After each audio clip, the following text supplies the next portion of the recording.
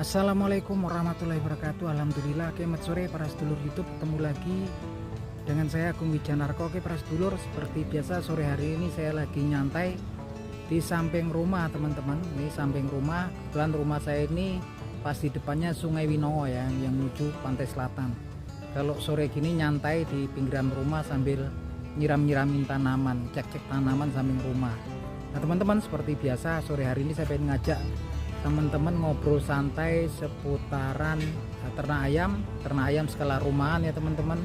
Jadi teman-teman, di sore hari ini kita akan ngobrol santai seputaran penyebab ataupun hal-hal yang bisa menyebabkan seekor ayam jago itu kemudian turun mentalnya, atau kalau bahasa Jawa itu disebut licik atau sirih ya teman-teman.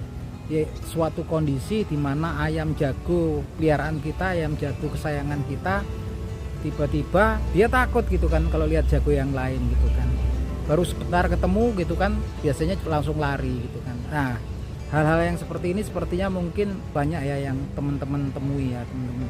Nah, sore hari ini kita akan ngobrol santai seputaran hal tersebut yuk, sambil lihat ayam saya yuk teman-teman. Oke teman-teman, jadi soalnya kalau ayam tuh kita analogikan dengan diri kita sendiri.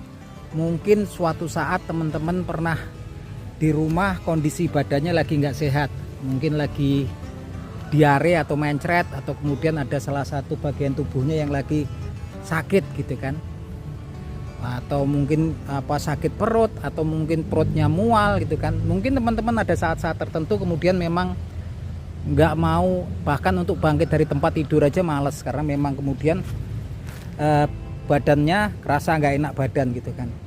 Nah, kalau kita sebagai kemudian kemudian ada seorang teman datang, kamu ditantang tuh sama si A atau si B. Tentunya kalau dalam kondisi seperti itu teman-teman juga pastinya nggak akan menanggapi gitu kan. Bahkan kadang-kadang kalau kita kondisi sakit gigi ditawarin makanan yang enak pun kita males teman-teman. Nah itu teman-teman. Nah itu pun sama ayam ya, ayam peliharaan kita. Jadi ayam kita itu ada kadang-kadang kondisi yang saya pelajari itu kondisi badannya nggak sehat gitu kan. Kondisi badannya lagi nggak enak badan gitu kan. Tentunya dia ada sakit, cuman karena dia binatang kemudian nggak bisa ngomong sama kita. Beda kalau sama kita kan, kamu ditantang si A atau si B, saya badannya lagi nggak enak, bangun aja males gitu kan.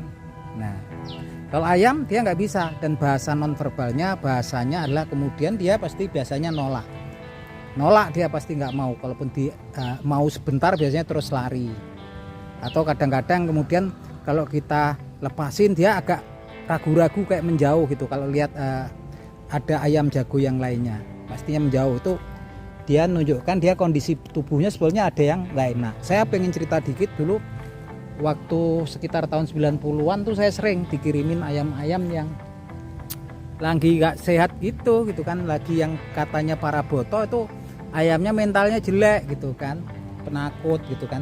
Dan waktu di rumah kemudian beberapa ayam itu kemudian ada yang saya disembelih ya gitu kan, dan ternyata ketika saya temukan di daging, di dada sama pahanya itu membiru ya teman-teman. Bahkan kemudian ketika direbus tuh airnya juga biru sampean, itu nandakan memar ya gitu kan.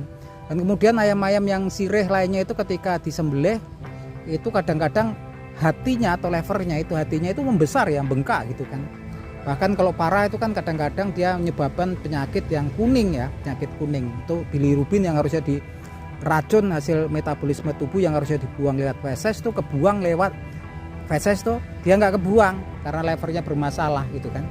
Itu menimbulkan penyakit kuning. Tentunya ayamnya nanti dia nggak ada tenaga gitu kan. Nah itu fakta-faktanya. Dulu saya pernah juga dikirimin temen itu ayam yang nggak berani ayam gitu kan, nggak berani ya. Kemudian ketika saya cek sehat semua, saya bingung waktu itu. Dan kemudian ketika saya lihat ternyata ada di sayapnya itu bulu sayapnya yang harusnya keluar ketika tumbuh itu nggak keluar. Kemudian saya bongkar dan ternyata itu ada infeksinya. Saya cabut bersih. Ketika saya cabut bersih kemudian saya bersihin, bulunya yang nyumpel nggak keluar itu, nggak tahu di dalam daging dia nggak bisa keluar gitu kan.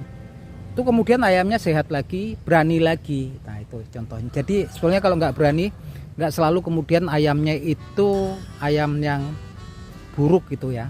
Itu karena faktor-faktor memang kondisi-kondisi ayam yang kemudian fluktuatif naik turun gitu kan. Dan juga kadang-kadang teman-teman mungkin ada kondisi yang dinamakan kayoman. Jadi kalau teman-teman kemudian beli ayam dari kampung yang dia biasanya ayam diumbar nggak ada saingannya, tapi tiba-tiba kemudian ditaruh di rumah teman-teman yang teman-teman jagonya banyak, biasanya itu kemudian kadang-kadang dia turun mentalnya ya gitu kan. Tapi biasanya nanti setelah adaptasi 1-2 bulan dia akan pulih.